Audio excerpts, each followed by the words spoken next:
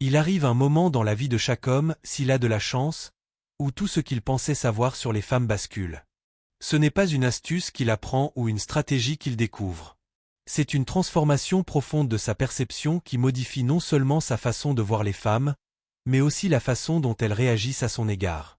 Ce que je vais partager n'a pas pour but de vous faire apprécier des femmes, de coucher avec elles ou de vous valider. Il s'agit d'apprendre à considérer les femmes comme des êtres humains à part entière, et non comme des objets de désir, des sources de validation ou des énigmes à déchiffrer.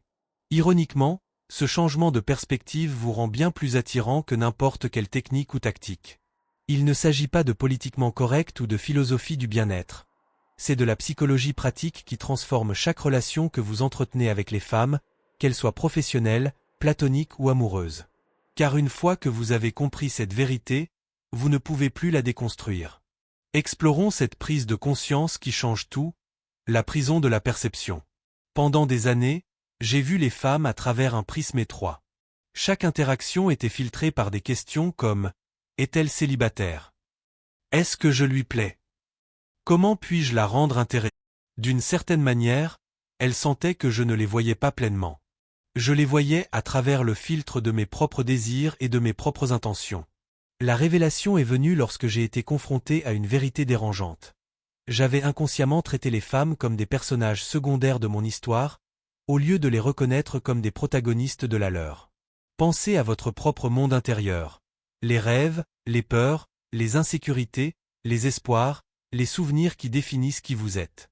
Vous avez des relations, des objectifs, des blessures, des joies et tout cela fait partie de votre histoire personnelle. Maintenant, prenez conscience de ceci.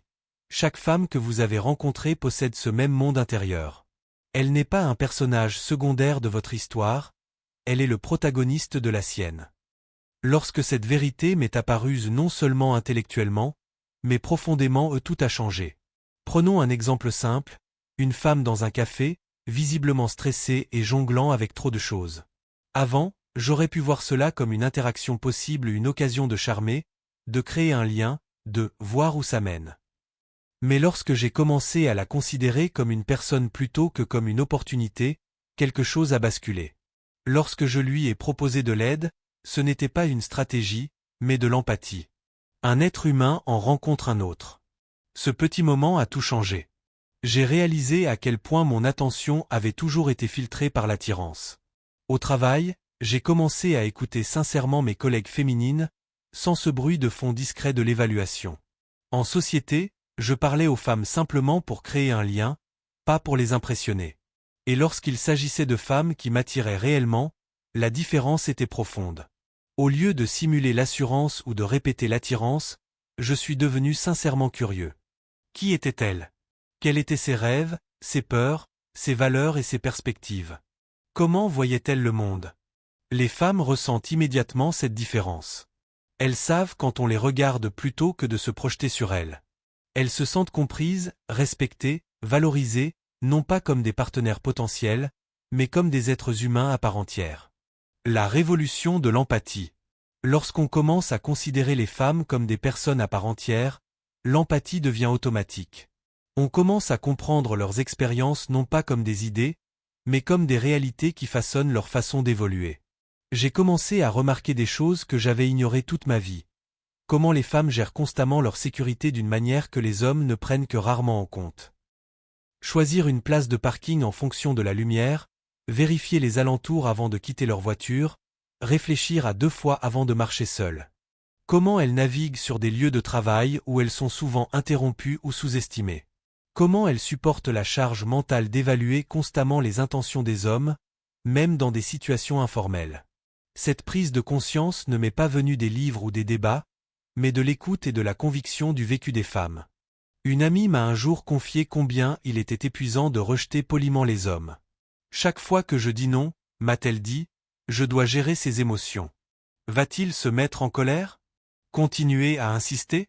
Me faire culpabiliser ? Avant, j'aurais peut-être considéré cela comme une exagération. Maintenant, je comprenais que c'était une réalité que je n'avais jamais eu à affronter. Cette compréhension ne m'a pas rendue moins masculine, elle m'a rendue plus ancrée, plus humaine. Les femmes sentaient que je me souciais sincèrement de leur expérience, et pas seulement de la façon dont elles me percevaient. La libération du lâcher-prise. L'aspect le plus libérateur de ce changement a été de ne plus avoir à performer. Lorsqu'on cesse de chercher constamment à paraître attirant, confiant ou intéressant, on peut enfin se détendre et être soi-même. J'ai réalisé l'énergie que j'avais gaspillée à gérer le regard des femmes sur moi, à me demander « suis-je assez drôle ? Assez fort ? Sûr de moi ? Assez ?» Chaque interaction me semblait une épreuve de virilité. Quand j'ai laissé tomber, tout est devenu plus facile. Les conversations coulaient naturellement, car je ne me corrigeais pas. Les liens se sont approfondis, car j'offrais de l'authenticité plutôt que de la performance. Et le paradoxe était clair, moins j'essayais d'être attirant, plus je devenais attirant. L'authenticité est devenue magnétique. Les femmes ne réagissaient pas au personnage soigné, mais à une présence authentique. Cette authenticité a transformé tous les aspects de la vie. Le travail est devenu plus simple, les amitiés avec les femmes se sont renforcées et les relations se sont libérées des tensions cachées ou des intentions non exprimées. La transformation du désir. Le changement le plus surprenant a peut-être été l'évolution de mon attirance. Je trouvais toujours les femmes belles et désirables, mais mon désir s'est humanisé. Avant, l'attirance était fragmentée, attirée par des traits, des caractéristiques ou des moments. Maintenant, je me sentais attiré par la personne dans sa globalité. Son point de vue, son humour, son histoire et ses contradictions.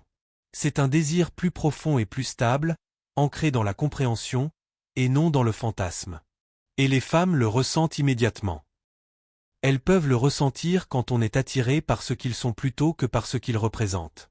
Les répercussions. Ce changement a eu des répercussions partout. Mes conversations avec mes amis masculins ont changé. J'ai cessé de participer à des discussions chosifiantes. Ma carrière s'est améliorée car la collaboration est née de l'égalité, et non de la tension. Mes relations familiales se sont approfondies car j'ai vraiment écouté les femmes de ma vie. Et mes relations amoureuses ? Elles sont devenues infiniment plus épanouissantes. Lorsque vous considérez votre partenaire comme une personne à part entière, avec son propre monde intérieur complexe, la relation cesse d'être axée sur les besoins et devient un partenariat d'égal à égal. Les disputes s'atténuent, l'intimité s'approfondit, la connexion perdure. Le changement pratique.